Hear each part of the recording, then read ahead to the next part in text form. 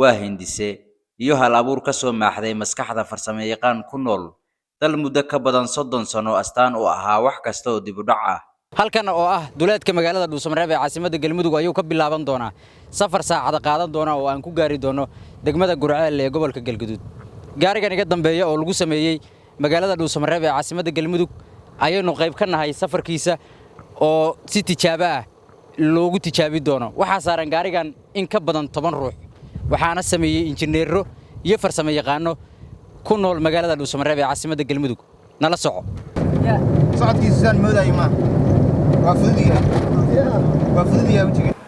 gaarigan aad u jeedo hindisihiisa anaga keenay gaarigan oo qaab casri ah loo farsameeyay isla markaasna halkii marba si buuxda u qaada in ka badan 15 ruux waxa hal abuurkiisa iyo sameyntiisa lahaa Cabdiraxiin Maxamed Xirsi oo kamid ah farsamayaqaanada magaalada Dhuusamareeb. macallin Cabdiraxiin Maxamed Xirsi oo ah ninka hindisay sameynta baabuurkan waxa uu tilmaamay in hal abuurka gaarigan ay ku timid kadib markii uu arkay cariiriga ka jira kuraasta gaadiidka yaryar ee dadweynaha iyo in isagoo uu go'aansaday soo saarista gaari ka duwan gaadiidka kale ee lagu soo farsameeyo dalalka khalaad. gaarigan waa gaari aan farsameynay aan ugu tala galnay baahida aan aragnay oo maaragtay gobolka ka jirta baahida gaadiidka inaan qayb kamid inaan ku daboolno aan ugu tala galnay. gaarigan waa noocaas noociisu waana gaari anagu aan gacanteena ku farsameyn waxa nagu dhaliyay waxa kamid ah qofku hadii baahida uu dareemo deegaanka uu joogo ka jirta baahidaas wixii horumar uu ka sameey karo waxa la rabaa inuu ka sameeyo. annaga waxaan u fakarnay gaariga noocaan inaan u baahanahay markii la yiraahdo baahidiisana waxa baalka la yiraahdo annaga ay nala noqotay gaari shidaalkiisuna caadi yahay oo baabuurta uu la mid yahay qaadkiisuna uu ka weyn yahay dhowr 10 qof si nadiif u qaadaya inaan soo maaragtay fakarkaasaan inaan soo kordhinaan go'aansanay ilaahayna waan ugu guuleeyay insha Allah kuwa ka sii casrisan waa sameeynaa dawladdaanu sidiisa nooc ahaan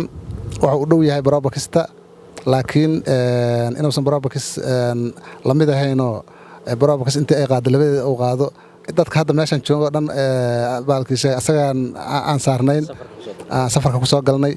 12 qofoodaan safarka ku soo galnay barabakistana 6 qofooda ugu badan markii lagu cariiriyo marka gaariga noociisu waa nooc waa gaari Galmudug la dhigi karaa. kasoo soo saarista gaarigan uu sameeyay Cabdiraxiin waxaa jira dadyow indhahooda uu soo jiitay hal abuurka iyo qaab dhismeedka gaarigan waxaana kamid ah Xakiimo Cartan iyo kuwa kale. gaariga dareenkaygu wuxuu yahay gaarigaas waa ku soo orday waxaan isiri hadii gaariga aad gaarto orodka kalsoonida aan u qabo dalka Soomaaliya lagu sameeyay duqdan qaraxay wada amal isira saas daraadeed ana uga haran hadana waxaan uga damay mid meel isagoo jooga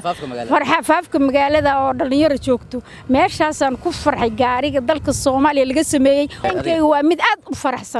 u faraxsan dalka Soomaaliya gaari lagu sameeyo steering leh oo nin Soomaali saas u wada aad aan ugu faraxsan dareenkaygana aad u faraxsay u kan indhayga waxaan ku arkay gaari 12 qofood qaada intaana la eg oo bacadiis intaan la eg tahay aniga hadda kor ma raacinin wixii aan maleynayay gaariga markaan magaalada ku arkaynay iyo geerashada uu ku jiray waxaan ahaynan gaariga ku aragnay waliba khaasatan aniga gaarigan maalintii la bilaabay maalintii ku xigtay baan u imid raggan ayagoo faraha ku haya 12 ayaan ku saaranaa gaarigan aad u jeedaan waa la balaariyay baabuurtii marka waxaan leenahay dadka maartay ganacsatada iyo dadka maaragtay iyo shacabka inta maaragtay guul ayaa u soo hoyatay ayaa ajiib ka han arkay intaan saaray waxa kamid ah gaari weyn oo 7 albaab leh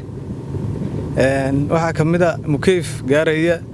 ilaa boosakaanada inuu leeyahay laguna sameeyay caasimadda Galmudug. Soomaaliya oo ah dal aan lahayn warshado soo saara birta noocyadeeda kala gedisan ayay haddana farsamayaqaanada dalku iyagoo maalaya maskaxdooda iyo muruqooda soo saarayeen sanadihii dambe agab iyo gaadiid ka tayo iyo tabarba wanaagsan kuwa lagu soo farsameeyo dalalka ajnabiga ah waxaana qayb ka ah hal abuurka uu la yimid Cabdiraxiin. Cabdifataax Yuusuf Beered warbaahinta Shabeelle Dhuusamareeb.